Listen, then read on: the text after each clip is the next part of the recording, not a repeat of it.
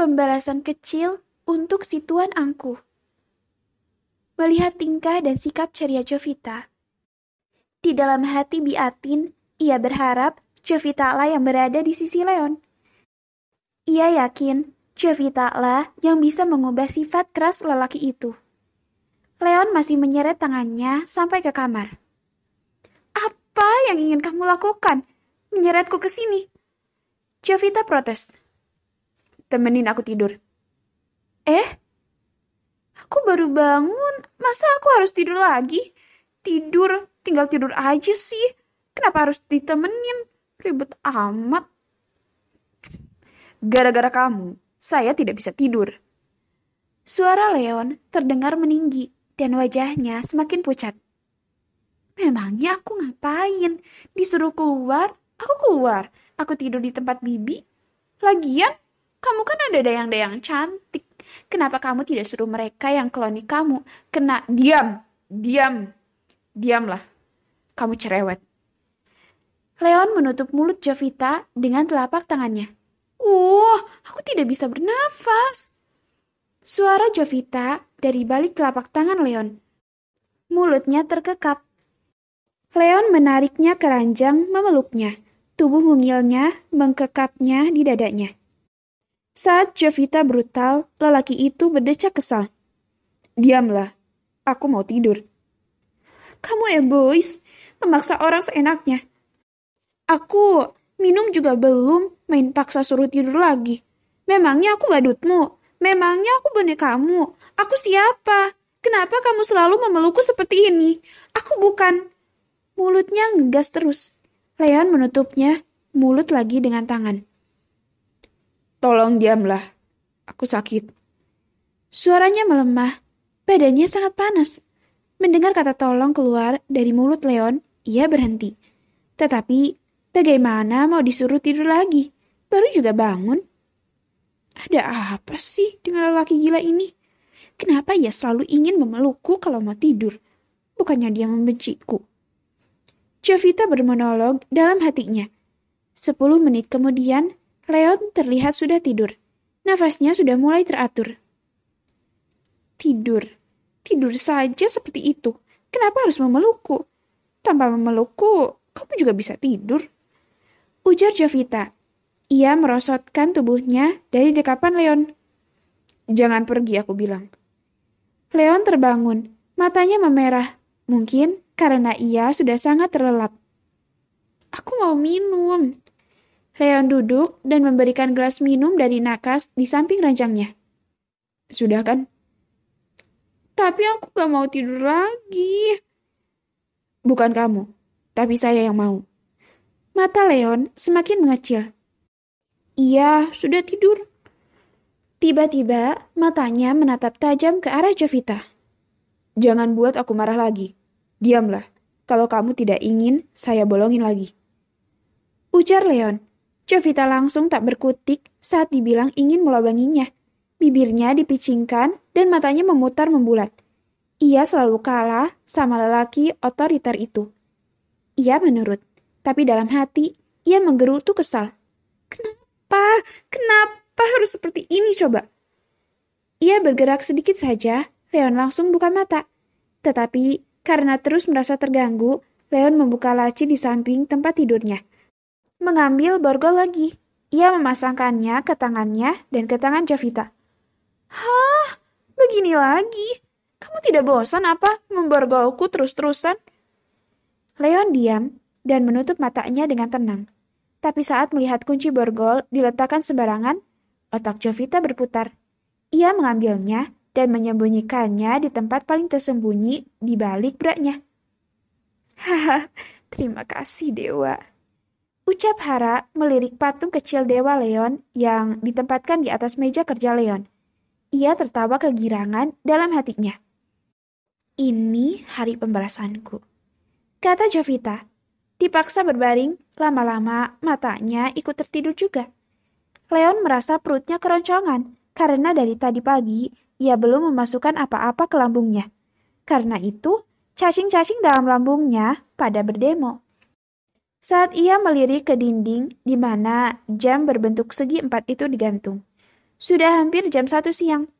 Setengah hari ia tidur. Satu tangannya terasa mati rasa karena boneka tidurnya, menjadikannya lengannya jadi bantal. Ia melirik gadis bertubuh mungil itu.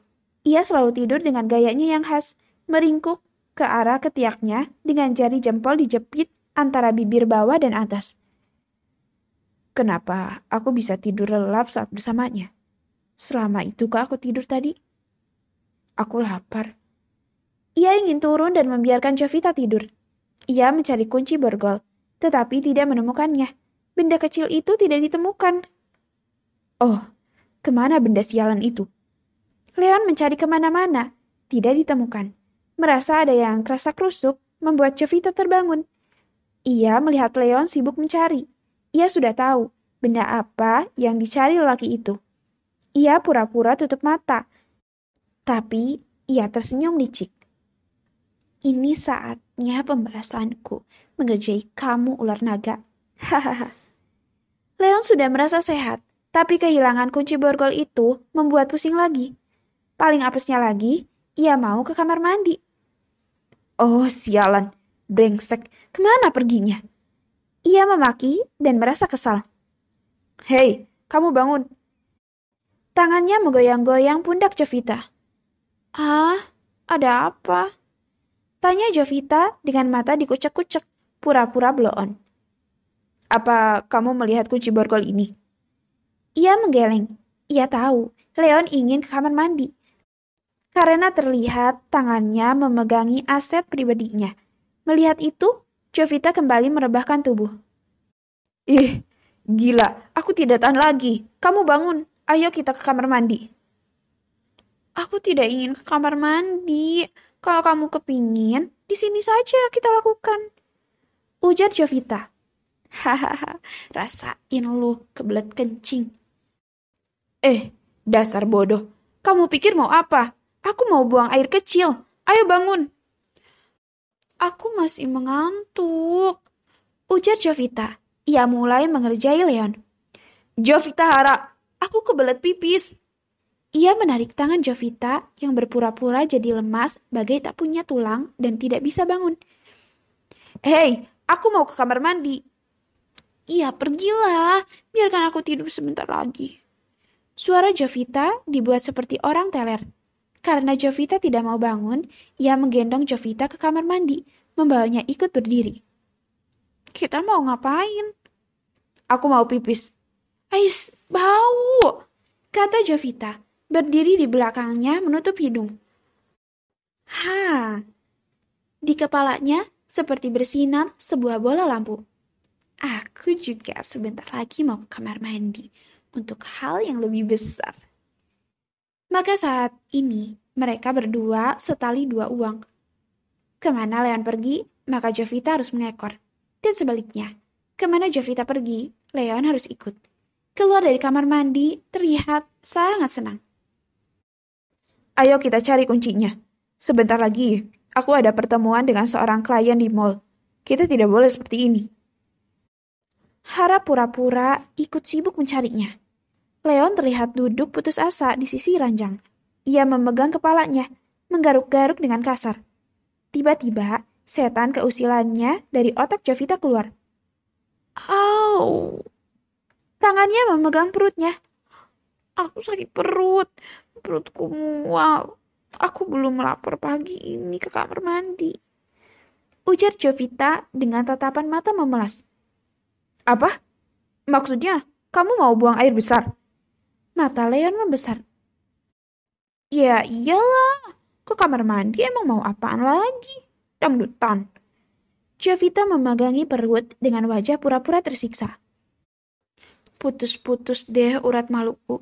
Yang penting bisa ngerjain si manusia kutub utara ini. Ucap Jovita dalam hati. Oh siap, kamu mau ngajak saya melihat kamu?